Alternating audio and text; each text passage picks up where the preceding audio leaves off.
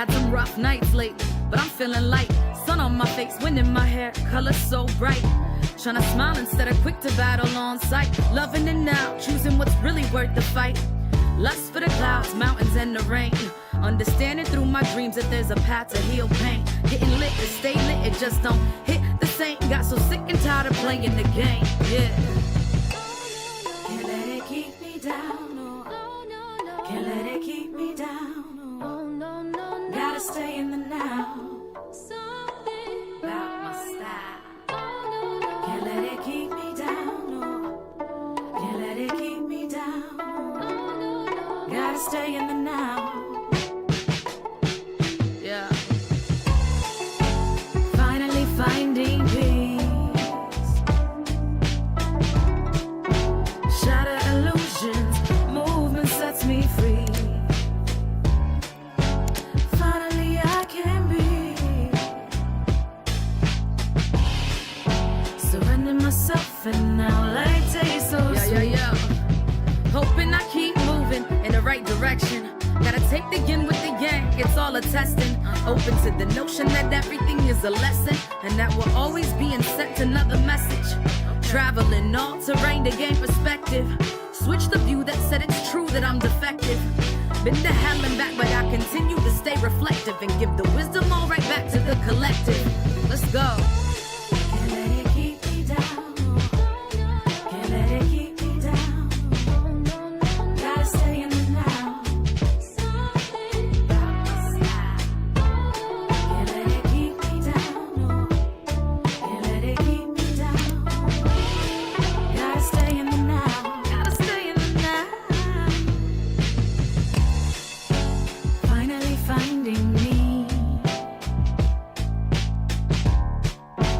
Third eye opening up so I can see. Finally I can breathe. Loving myself and giving myself everything I need. Had some rough nights lately, but I'm feeling light. Sun on my face, wind in my hair, color so bright. Tryna smile instead of quick to battle on sight. Loving it now, choosing what's really worth the fight. Lust for the clouds, mountains, and the rain. Understanding through my dreams that there's a path to heal pain. Getting lit to stay lit, it just don't hit the same. Got so sick and tired of playing the game, yeah. Can't let it keep me down, no. Can't let it keep me down, no. Gotta stay in the now. About my style. Can't let it keep me down, no. Can't let it keep me down. Gotta stay in the now. Yeah. Finally finding peace. Shatter illusions, movement sets me free. Finally I can be. Surrender myself and now life tastes so sweet. Yeah. Hoping I keep moving in the right direction. Gotta take the yin with the yang, it's all a testing. Open to the notion that everything is a lesson, and that we're always being sent another message. Traveling all terrain to gain perspective. Switch the view that said it's true that I'm defective. Been to hell and back, but I continue to stay reflective and give the wisdom all right back to the collective. Let's go. Can't let it keep me down. Can't let it keep me down. Gotta stay in the now. About my style. Can't let it keep me down. Can't let it keep me down. Gotta stay in the now. Gotta stay in the now.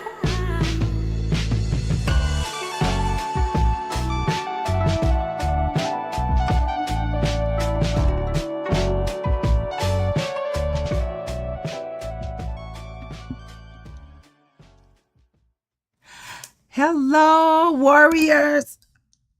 Are y'all on? I think I'm on. It's been so long. Hello, community. How are you all doing? I know y'all probably think I just abandoned you all. I promise I haven't. You know, it's just one of those a few weeks where it was just a lot going on. as always, right? Y'all know I had the women's retreat, I had the summer fest, then I had like a couple of weeks off, sort of, and then I was on vacation with family, and so that was wonderful. So I need a vacation from the vacation because that's what I want to talk about tonight a little bit. But yeah, so it's just good to see all of y'all on here. Make sure you all share the stream, because y'all know that we are warriors, because when we fight, man, we win. When we fight, we win. We are warriors. Yes. And I even have a shirt that Marquita made, and I really probably should have worn my shirt, right? And then this is our scripture. I praise you, Lord. Psalm 144:1. I praise you, Lord. You are my mighty rock. And you teach me how to fight my battles. So that lets me know that I don't have to fight my stuff alone, because God teaches me how to fight. And then when he teaches me, then I fight the right way. And I'm not fighting out of myself and out of my energy and out of my thoughts, that I'm fighting the way God has taught me to fight. And a lot of times, guys, that's not with words. That's not with fists.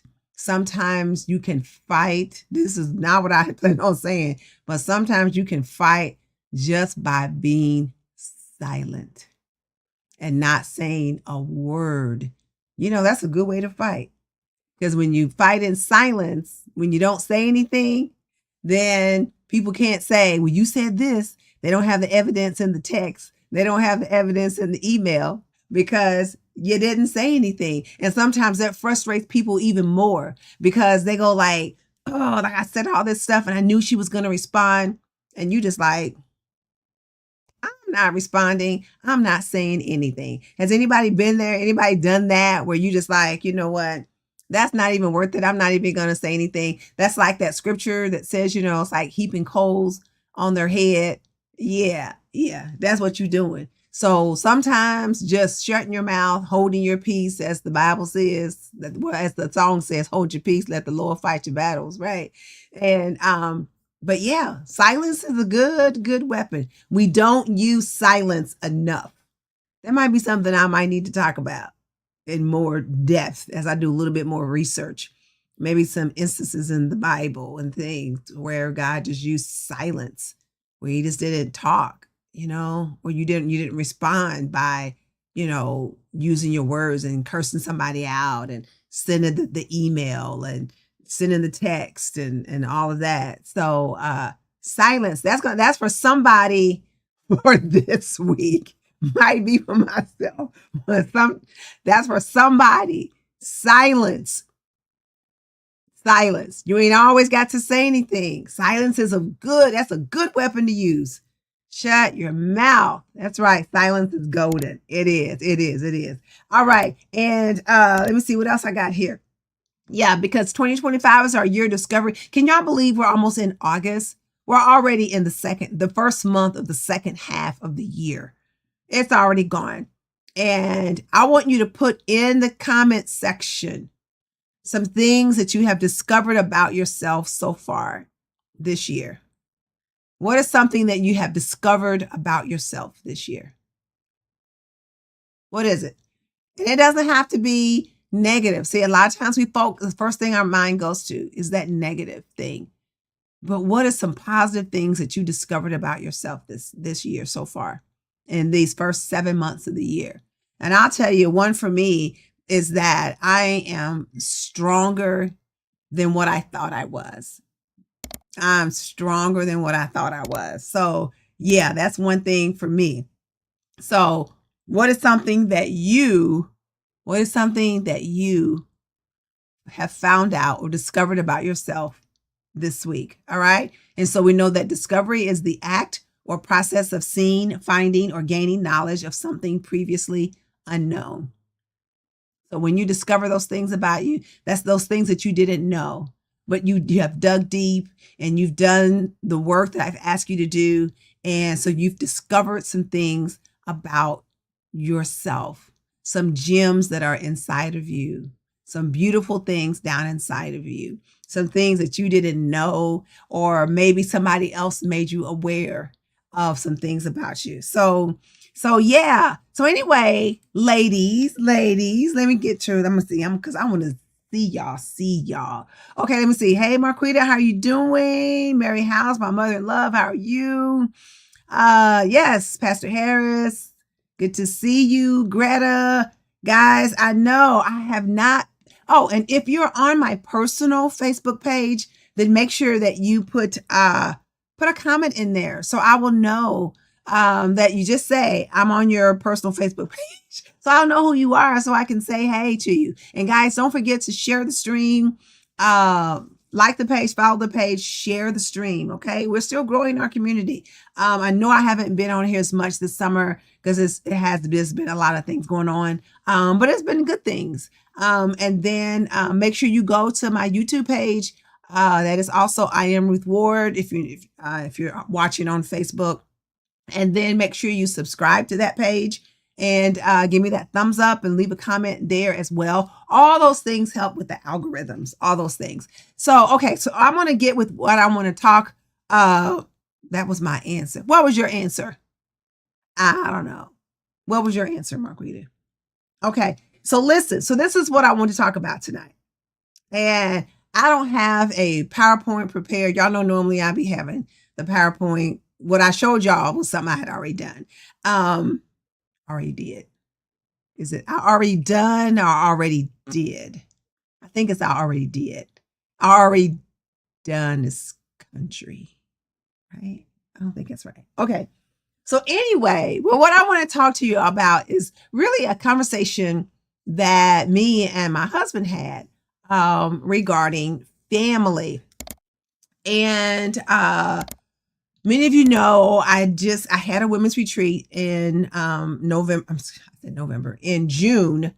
And it was called Family, the Good, the Bad, and the Blessed, Part 2, because it was like the second year that I dealt with family.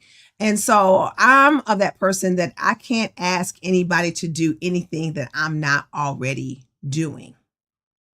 So one of the things that has been very important for me is to try to bring healing to my own personal family. I think in all families, there's always things that happen that brings hurt, that brings disappointment, that really can tear families apart. Where, I know some families where there's family members that haven't spoken in 20 years. And I'm talking about siblings. I'm not talking about cousins. I'm talking about siblings that haven't spoken, or maybe a parent and a child that haven't spoken in years. And those things. And even though a lot of times people say, I'm okay with that, but you still you would want some healing. Okay. And again, I can only speak for me. I know I would want some healing, that I just wouldn't be okay with that. And so you've heard me say 1,000 times that the easy thing to do is to walk away and to say, just chunk it, forget it, just walk away like, that's just too much. I don't want to deal with it. But the hard part is to stay and fight. It's to stay and fight and to try to bring about some healing. So one of the things that like I said, I love my family. And so I love taking family vacations. And so this year we were able to take a big family vacation, and it was about, oh shoot, I hope I don't have something in my tea. I had salad. Y'all have to, okay. Oh, that you're stronger than you ever thought. Okay. I love that. Okay. And, so it ended up being like 20 of us. But the funny thing about, or the good, beautiful thing about it was like myself and my husband, and then one of my sisters, my sister Tony, and then her husband. So we were like what they call the old heads, right? We were like the old ones. And everybody else was younger. They were like some of my nieces and nephews, and their spouses, and then their children. So I had great nieces and nephews there as well. And so it was just a wonderful thing. We're in this big 3-story house, 6 bedrooms, and it was just wonderful. And I was able to bring them together, even though they weren't my siblings, except my one sister. And the rest of them were my nieces and nephews, like I said, and their spouses, and then and not all of them, but a lot of them, and then their children as well. And so it gave me an opportunity to pour into them even more away from home. Now, I wouldn't like preaching to them. We didn't have church or anything like that, but it was just, whether I talked to them as a whole about things that I wanted them to do as cousins, to getting them individually. And maybe we were at the beach or something in the ocean. And then I would just have a chance to say, I'm so proud of you. I'm so proud of the way that you father your children. I'm so proud of what you've done and how you've built your family. Just quick little things like that. And then just go on and have fun. But that would never have happened if I didn't do the work before. The work of pouring into them before. The work of getting with them, bringing them together, having dinner at my house and not asking them to bring anything, but just having them come. Now, yeah, is it an extra cost? Sure it is, but it was still way cheaper than going out to dinner because, I got it where I can feed probably about 15 people about $100 or less. I've done it at about $50. It's depending upon what you're serving. And so you're saving money and then you're bringing everybody together and it's in a good environment. It's no drama. Everybody's laughing. Everybody's having fun. We're playing games. And so the other hard part also is just talking with them and apologizing to them. Yeah.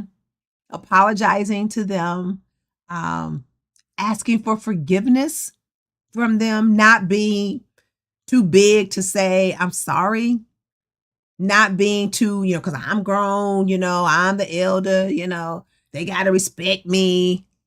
No, by saying, you know what, I'm sorry. And what you've seen and what you've experienced was not good. And forgive me for things that I've done. Right. So those are the hard things. So I would never have gotten them together in that vacation that we just had such a beautiful time if I had not done the pre-work. And then here's the other thing, because the title of this is called Skipping a Generation. Because sometimes you have to, and I don't want to say chuck a generation, but sometimes you have to skip a generation because everybody it's not going to want to come along. You've heard me say this before with what you're doing. Some people aren't willing to do the work. Some of your siblings might not want it. They might say, you know what, forget it, or I don't want to do it, or I just, but if that's where they are, then you have to say, that's okay. I'm going to skip that generation and I'm going to go to the next ones because you got to get them while their hearts are still soft. You got to get them before they get hardened, before they go like, you know what, my family is whack and I've been doing this with my family my whole life and it has always been this way. And so I'm just going to forget it. I'm not coming to the Christmas dinners. I ain't seeing nobody. I'm going somewhere else for Thanksgiving and I ain't going to no graduations. I'm not even going to go to a funeral. I went to a funeral just recently, and one of the brothers of the person that died did not attend the funeral. And we all have our reasons for doing things, but we also have to understand that our actions have consequences, and people watch what we do. So that's a whole nother story. But I'm just going to talk about my experience. Is that what I experienced with my nieces and nephews and their children? There were moments that I'm so thankful that we just took videos and videos and videos and pictures and pictures and pictures and pictures. And we're still sharing videos and pictures because those are memories that will never go away. And then the the babies, the young ones, they get to see that as well. They get to see something healthy, right? They don't see all the arguing and fussing and cussing and fighting and tumbling and all that. They get to see people, their family members laughing. But let me get back to the skipping the generation, because my husband reminded me of something, because he said, Ruthie, that's what my family calls me. And he said, that's what God did when when Moses brought the children of Israel out of Egypt. And they had been in bondage for 400 years. He brought them out, and instead they came out high-handed. They had money, jewels, diamonds, ruby. They took all that stuff from the Egyptians. I don't know if people know that. Most people don't know that. They think they just came out and they were just like these little poor people. No, man, they took everything from the Egyptians. They came out with much. That's how they were able to build the golden calf. How you think they were able to build the golden calf if they didn't have no gold, right? So they had all the stuff. They had plenty of stuff. But they murmured. They complained. Hey, Aunt Helen. They murmured. They complained. They fussed so bad that God was like, you know what? I'm sick of y'all. These are the older ones. I'm sick of y'all. And you know what? Anybody over 20, you ain't going into the promised land.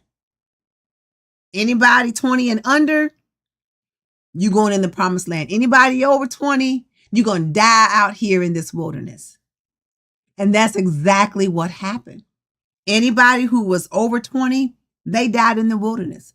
Only the ones who were 20 and younger got to go into the promised land. God skipped that generation because they didn't want it.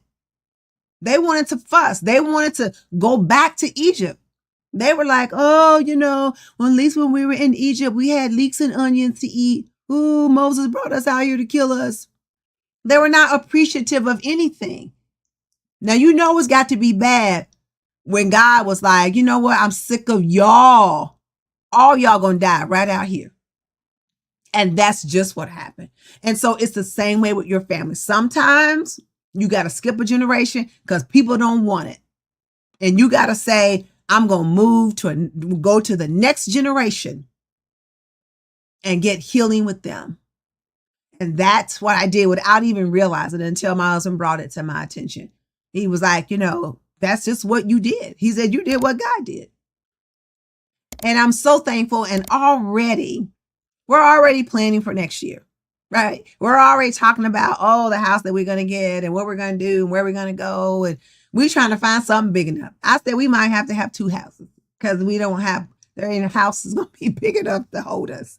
Most of the houses only have 11 bedrooms. So I think we need something bigger than that.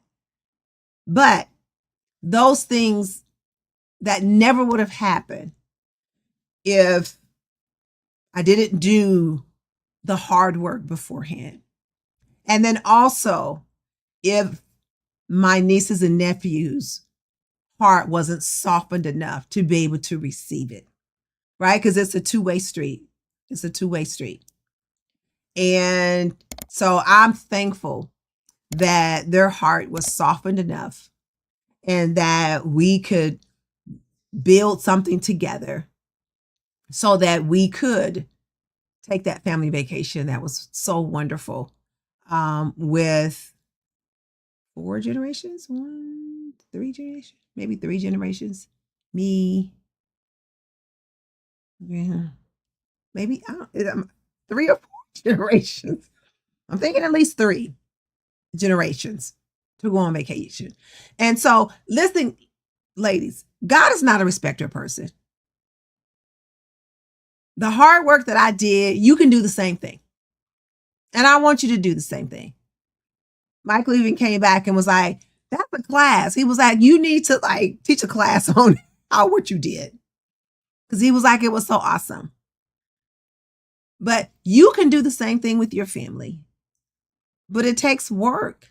It does, guys. And sometimes you got to skip that generation that doesn't want it, your peers, your brothers and sisters, whoever they may be, and go down to that next generation and build from there.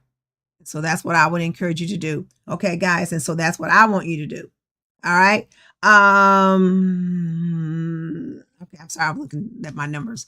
All right. So anybody, y'all got any comments on anything? Anything about this? Anything? What do you think? Is this good stuff? Is this Lois is a great thing? What? Yeah, you have to fight for it, Pastor Harris. Yeah, you got to fight for it. What's Lois a great thing? Family. Maybe are you just saying family is a great thing? Maybe. I don't know. Okay. Has this been good for anybody? I hope this has really helped somebody tonight. Because our families are one of the most important things to us. What time is it? Okay. I'm over a few minutes. But our families are one of the most important things to us. And we want them right. We want to laugh. We want to have fun. We want to have joy with our families. We want to enjoy the children, nieces and nephews, great grandchildren. Oh, family love. Okay. Don't you hate spell check? No, it's like autocorrect. Autocorrect. Don't you hate it? I hate autocorrect. Okay. Love. I got it. I got it now. Okay. But listen, guys, I'm going to get off of here. So your homework this week is to do one thing that's going to provide healing to your family. It's going to start it. Now, that might be apologizing to somebody. That might be asking somebody for forgiveness. That might be getting with the one person in your family and saying, hey, I'd like to do this. Can we have a cookout at somebody's house? Can we maybe all go to the park or something? Can we all go to, like, my place is Holiday World. I love Holiday World. I'm already planning, like, I'm not going to tell you, but in a few weeks, I'm going to be going to Holiday World because that's my place. And when we go, we take a big old group of us and we just have the time of our lives. So maybe get with another family member and say, hey, and it doesn't have to be a whole lot. You might have way more than 20, but you might only have 3. Start with 3. Whatever that number is that you can get together and then have fun and then show pictures to everybody else and video and say, this is what we did. I guarantee you're going to have some other people that will come on and say, oh my God, like, I want to, next time y'all do something, I want to do it. And before you know it, you're going to have 10, 15, 20, 25, 30, 50 people. But just start small. Start with you and a couple other family members. It ain't got to be a lot. Just make sure you videotape it. Make sure you show a lot of pictures. And make sure everybody's having fun. And I guarantee you somebody else will want to come along. So that is your homework this week. Okay? So that's what I want you to do. Do one thing that's going to lead to family healing. Just one thing. All right? Let me see. I'm sorry, guys. I didn't have the chats up there. I'm sorry. And look, and I got my scarf on because I took my braids out and, it'd be thinning out your hair. And my hair was like, oh my God. And it was just growing so good. It was like way down here. And now it's like really short because when you're taking your braids out. So anyway, I won't be getting braids for a while. So you're most of the time, y'all going to see me with a scarf on until my hair start doing right. Because I was looking at it when I came in here and I was like, oh God, my hair looks horrible. So I had to put a scarf on. All right. You got your homework, guys. Just did a family reunion. Love is a powerful thing, no matter if one is trying their best to destroy the event. Oh, absolutely. Absolutely. You don't even let one person destroy it. You just keep you just isolate that person and don't even give them no attention. And everybody just goes on and has fun. Absolutely. Absolutely. Good point. All right, guys. I love you. I believe in you. I believe in your dreams. But most importantly, I believe in your action. And I'm going to say it again. I love you. I do. I believe in you. I believe in your dreams. But most importantly, I believe in your action. You got your homework for this week. Go out there and do it. Let me know next week what you did. So y'all be playing around. Y'all don't do your homework. I'm just trying to help you. You don't do your homework. Do your homework. All right. I love y'all. I'll see you later this week. All right. Bye-bye.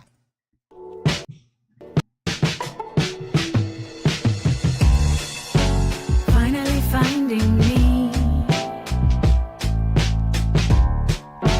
Third eye opening up so I can see.